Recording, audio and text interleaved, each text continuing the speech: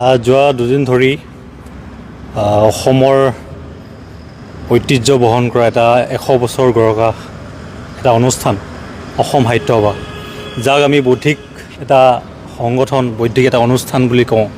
সেই অনুষ্ঠানৰ অসম সাহিত্য সভাৰ সন্মানীয় সভাপতি ডক্টৰ বসন্ত কুমাৰ গোস্বামী ডাঙৰীয়া, তেখেতে যি ধৰণৰ মন্তব্য বিশেষকৈ মিচিং আৰু বড়ো সমাজক লৈ পেলাই, জনজাতি সমাজক লৈ তেওঁ যি এটা মন্তব্য দাঙি ধৰিছে, সেইটো তীব্ৰ আমি নিন্দা কৰিছোঁ আৰু গৰিহণাযোগ্য।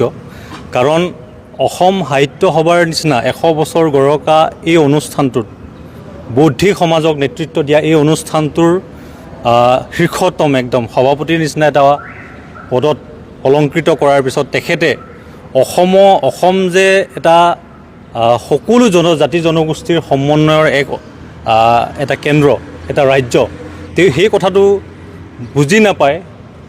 তেওঁ এটা সভাপতিৰ নিচিনা এটা পদত কেনেকৈ তেওঁক আসনত অধিষ্ঠ কৰিছিল, সেইটো আমি এটা সন্দেহৰ চকুৰে আমি চাবলৈ বাধ্য হৈছোঁ। কাৰণ এই জনজাতি সমাজ, বিশেষকৈ মিচিং বড়ো জনজাতিক লৈ পেলাই অসমীয়া সংস্কৃতি কেতিয়াও গঢ় লৈ উঠিব নোৱাৰে। যদিহে তেওঁ ভাবিছে যে মিচিং বড়ো সমাজক বাদ দি পেলাই অসম বা অসমীয়া সমাজ বুলি তেওঁ যদি গঠন কৰিব বিচাৰিছে, তেনেহ'লে প্ৰথমতে তেওঁ অসমীয়াৰ যি খিলঞ্জীয়াৰ সংজ্ঞা তেওঁ প্ৰথমতে নিৰূপণ কৰক। আজিলৈকে অসমীয়াৰ সংজ্ঞাটো কোনো এটা সঠিক সংজ্ঞা দিব পৰা নাই। গতিকে অসম সাহিত্য সভাই প্ৰথমতে সেই কথাটোক তেওঁলোকে আগত ৰাখি পেলাই যে অসমীয়া কোন হয় অসমত, সেইটো সংজ্ঞাটো প্ৰথমতে নিৰূপণ কৰক। তাৰপিছত যদিহে তেওঁলোকে নিৰূপণ কৰাৰ সেই সময়ত যদিহে মিচিং সমাজক বাদ দি, বড়ো সমাজক বাদ দি, জনজাতি সমাজক বাদ দি পেলাই যদি অসমীয়াৰ সংজ্ঞা যদি তেওঁলোকে নিৰূপণ কৰে, তাত আমাৰ ক'বলগীয়া নাই।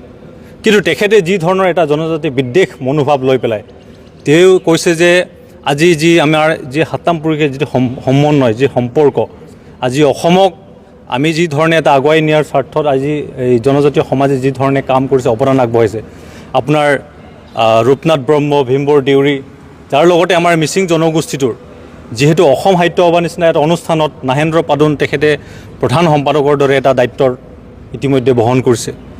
লগতে তাবুৰাম টাইট আৰু এনেকুৱা বহু ধৰণৰ ভৃগুমণি কাগ্যং, আপোনাৰ তৰুণ চন্দ্ৰ পামেগাম, এই যিসকল বিশিষ্ট মিচিং সমাজৰ ব্যক্তি আছে, ইন্দিৰা মিৰি, তেওঁলোকে অসমীয়া সাহিত্য সংস্কৃতিৰ ক্ষেত্ৰত বহুতখিনি অৱদান দি থৈ গৈছে।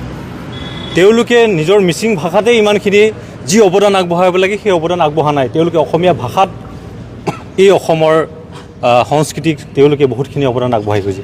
তেনে ক্ষেত্ৰত আজি মিচিং সমাজক অসমীয়া নহয় আৰু অসমীয়া ভাষা জীয়াই ৰখাৰ স্বাৰ্থত মিচিং সমাজৰ একো অৱদান নাই, সেই কথাবিলাকে আমাক মনোকষ্ট দিছে। আৰু তেওঁৰ দৰে এজন বিশিষ্ট ব্যক্তিয়ে সমাজৰ এজন জ্যেষ্ঠ ব্যক্তি হৈ পেলাই আৰু অসম সাহিত্য সভাৰ নিচিনা এটা অনুষ্ঠানত, বৌদ্ধিক অনুষ্ঠানত সভাপতিৰ পদ অলংকৃত কৰি পেলাই তেনেধৰণৰ মন্তব্য যদি আগবঢ়ায়, তেনেহ'লে ইয়াতকৈ আৰু দুৰ্ভাগ্যজনক অসমৰ ইতিহাসত আৰু ক'তো নাই।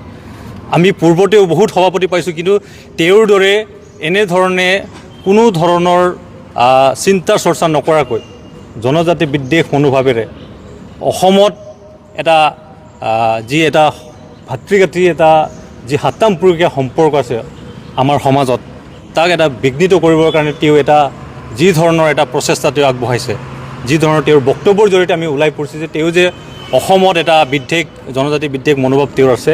আৰু সেই কথাটোকে আমি আহ্বান জনাওঁ অসম সাহিত্য সভাৰ তেওঁলোকৰ কাৰ্যনিৰ্বাহক সভাই এই কথাটোক লৈ পেলাই তেওঁলোকে আলোচনা কৰক আৰু ডক্টৰ বসন্ত কুমাৰ গোস্বামী ডাঙৰীয়াই তেখেতৰ এই বক্তব্যক তেওঁ উঠাই ল'ব লাগে। যদিহে তেওঁ এই বক্তব্য তেওঁ যদি বাহাল ৰাখে, তেওঁ এইমতে যদি থাকে, তেনেহ'লে আমি TMPK জাতীয় ছাত্ৰ সংগঠন হিচাপে, যিহেতু অসম আমাৰো অসমৰ, আমিও ইয়াৰ ভূমিপুত্ৰ, আমি খিলঞ্জীয়া মানুহ, গতিকে আমাক যদি অসমীয়াৰ পৰা হোৱাৰ পৰা যদি আমাক যদি বঞ্চিত কৰে, তেনেহ'লে আমি হাত সাৱটি বহি নাথাকোঁ। ইয়াৰ তীব্ৰ বিৰোধিতা আমি ভৱিষ্যতে আমি কাৰ্যসূচী হাতত গ্ৰহণ কৰিম। গতিকে অনতিপলমে তেওঁ পদত্যাগ কৰক, অন্যথা অসম সাহিত্য সভাৰ কাৰ্যনিৰ্বাহক তেওঁলোকৰ মজিয়াত আলোচনা কৰক, যাতে এনেধৰণৰ জনজাতি বিদ্বেষ মনোভাৱ, মিচিং বিৰোধী মনোভাৱ আৰু অসমীয়াৰ আমাৰ যি সাতামপুৰকে যি অসমীয়াৰ সম্পৰ্ক, জাতি জনগোষ্ঠী বিভিন্ন মানুহক লৈ পেলাই যি অসমীয়া আজি সমাজ গঠন হৈছে, জাতি গঠন হৈছে, সেই জাতি গঠন প্ৰক্ৰিয়াত যাতে তেখেতৰ নিচিনা নিজ মনোবৃত্তিৰ মানুহে যাতে সেই সম্পৰ্কত যাতে বিঘিনি নঘটাওক তাক পুনৰবাৰ তেখেতক আমি সকিয়নি প্ৰদান কৰিছোঁ।